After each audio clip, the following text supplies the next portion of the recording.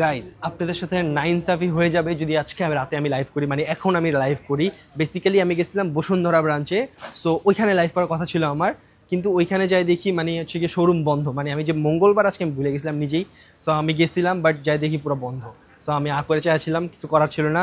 তো আপনাদের সাথে অনেক গাদ্দারি হয়ে যাবে যদি আমি বসুন্ধরা অ্যান্ড ধানমন্ডি ব্রাঞ্চ, এই দুই ব্রাঞ্চে কুপন এগুলো যদি আমি একসাথে না করি। সো এখানে কিন্তু আমাদের যমুনা ফিউচার পার্কের ব্রাঞ্চের কুপনগুলো আছে, সো ওইগুলো যদি একসাথে না করি তাহলে খুবই গাদ্দারি হয়ে যাবে। এই জন্য আমি এটা করলাম না।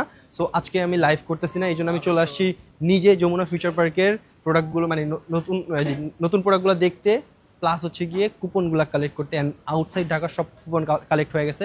সো কালকে লাইভ হচ্ছে সন্ধ্যা 7টায়, অ্যান্ড যারা লাইভে জয়েন করবে তাদের জন্য স্নিকার গিভার থাকবে। সো তাড়াতাড়ি কালকে লাইভটা জয়েন করতে হবে কিন্তু। সো তাড়াতাড়ি জয়েন করবেন। অ্যান্ড নতুন অনেক আউটফিট চলে আসছে, যেমন যে আউটফিট আমি পরে আসি।